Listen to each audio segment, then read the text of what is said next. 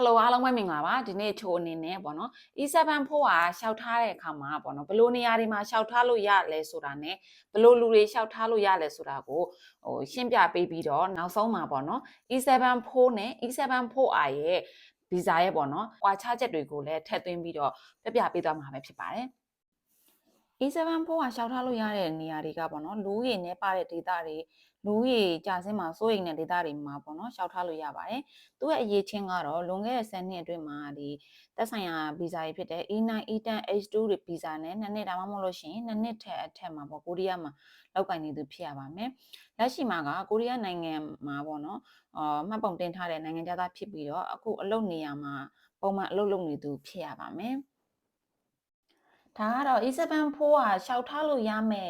တယ်ပေါ့နော် data တွေပဲဖြစ်ပါတယ် E7 ဖို့ကဒီ data တွေမှာရှောက်ထားလို့ရပါတယ်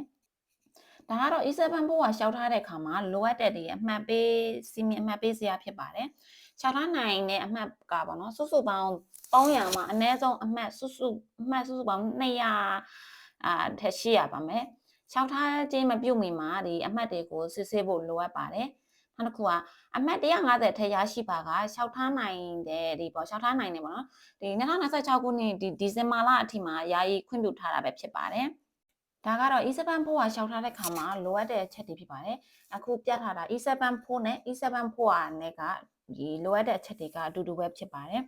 ဒီဝင်နေနဲ့ကနောက်ဆုံး2နှစ်တာကာလအတွင်းမှာ1တန်း25တန်းပေါ့နော်350နဲ့အထက်ရရှိသူဖြစ်ရပါမယ်သူကချွင်းချက်ကစိုက်ပျိုးရေးမွေးမြူရေးနဲ့ရေလုပ်ငန်းတို့မှာဒီ1တန်းနဲ့1တန်း24တန်းဆိုတော့ပေါ့ဒီ24 240ပေါ့နော်340နဲ့အထက်လိုအပ်ပါတယ်နောက်တစ်ခုကကိုရီးယားဘာသာစကားကျွမ်းကျင်မှုပေါ့နော်အဲ့ဒါကဆိုလို့ရှိရင် topic ဒီ level 2ဒါမှမဟုတ်လို့ရှိရင်သူ့တဲ့အထက်ရှိရပါမယ်နောက်တစ်ခုက K2B ကိုလည်း K2B level 2ဒါမှမဟုတ်လို့ရှိရင် level 2အထက်ကိုရှိရပါမယ်သူရဲ့စာကြောင်းပြောင်းက41မှတ်ဒါမှမဟုတ်41မှတ်တဲ့အထက်ကိုရှိရပါမယ်မိသားစုဖိတ်ခေါ်ခြင်းမှာကမိသားစုကိုဖိတ်ခေါ်ခွင့်ပြုထားပါတယ်နောက်ကကန့်သက်ထားတာကကိုရီးယားဘာသာစကားကျွမ်းကျင်မှုမပြည့်မီသူများပေါ့နော်မိသားစုကိုဖိတ်ခေါ်ခွင့်မရှိပါဘူးနောက်တစ်ခုကရှောက်လွှာတင်သွင်းခြင်းပေါ့နော်ရှောက်လွှာတင်သွင်းတဲ့အခါမှာသူဒီ electronic ဖြည့်ရှောက်လွှာရှောက်ထားခြင်းပေါ့နော်အဲ့ဒါကဘယ်လိုဆိုမွေးတက်ကလေးနောက်ဆုံးကဏ္ဍအလိုက်ရှောက်လွှာများကိုလည်းသူလက်ခံပေးပါတယ်နောက်တစ်ခုကပေါ့နော်အလောက်ခံထားမှုစာချုပ်အလောက်ခံထားမှုစာချုပ်မှာဆိုလို့ရှိရင်စာချုပ်ကာလက2နှစ်ဒါမှမဟုတ်2နှစ်ထက်ပိုတဲ့ကာလဖြစ်ချုပ်ဆိုရပါမယ်နှစ်စဉ်လောကက1တန်း26တန်းသတ်မှတ်ထားပါတယ်1260နဲ့အထက်ကိုသတ်မှတ်ထားပါတယ်ချွင်းချက်ကဒီစိုက်ပျိုးမွေးမြူရေးနဲ့ရေလုပ်ငန်းတို့မှာဆိုလို့ရှိရင်ဒီ250ပေါ့နော်1250နဲ့250နဲ့အထက်ကိုသတ်မှတ်ရပါမယ်နောက်တစ်ခုက E7 ဖို့နဲ့ E7 ဖို့ဗီဇာရဲ့ကွာခြားချက်ပဲဖြစ်ပါတယ် E7 ဖို့ဗီဇာလျှောက်ထားမဲ့သူကဒီပေါ့4နှစ်အနည်းဆုံးအလုပ်လုပ်သက်ရှိရပါမယ်နောက်တစ်ခုဒီဒေသန္တရားဆိုရထောက်ခံချက်ရှိမယ်ဆိုလို့ရှိရင်အလုပ်လုပ်ရမယ်ကာလက3နှစ်ကို short ချလို့ရပါတယ် E7 ဖို့ရဲ့အိမ်အောင်ဘက်ကပေါ့နော်အိမ်အောင်ဘက် ED F3 ဗီဇာသမားတွေကအလုပ်လုပ်မယ်ဆိုလို့ရှိရင်ကိုရီးယားဘာသာစကားက level 2ဒါမှ level 2အထက်ကိုရှိဖို့လိုအပ်ပါတယ်အလုပ်လုပ်မယ်ဆိုရင်တော့မှပဲသူတို့ကပေါ့နော်သူတို့သတ်မှတ်ထားတဲ့နေရာဒေသတွေမှာပေါ့နော်သူတို့သတ်မှတ်ထားတဲ့အလုပ်ကိုပဲလုပ်ခွင့်ရှိပါတယ်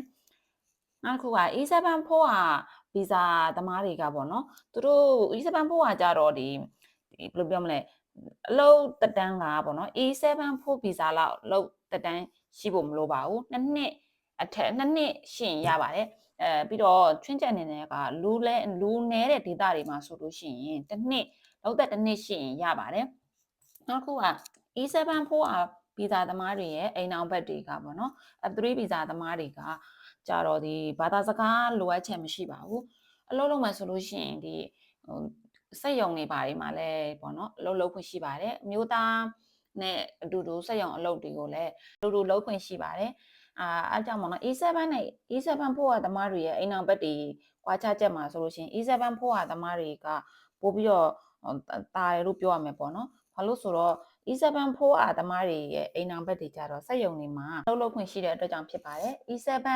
4ဗီဇာသမားတွေရဲ့အိမ်အောင်ဘက်တွေကတော့စက်ရုံအလုပ်တွေကိုတော့လုပ်ခွင့်မရှိပါဘူးသူတို့ကတော့စိုက်ပျိုးရေးတို့ပြီးလို့ရှိရင်အိမ်အကူတို့ပေါ့နော်ဘိုးဘွားဆောင်းလျှောက်တာတို့အဲ့အလုပ်တွေပဲလုပ်ခွင့်ရှိပါတယ်အားလုံးပဲဒီဗီဒီယိုလေးကနေပြီးတော့ E7 4နဲ့ E7 4R ဗီဇာရဲ့ကွာခြားချက်တွေကိုနားလည်သွားပြီလို့ယုံကြည်ပါတယ်ဒီဗီဇာနဲ့ပတ်သက်ပြီးတော့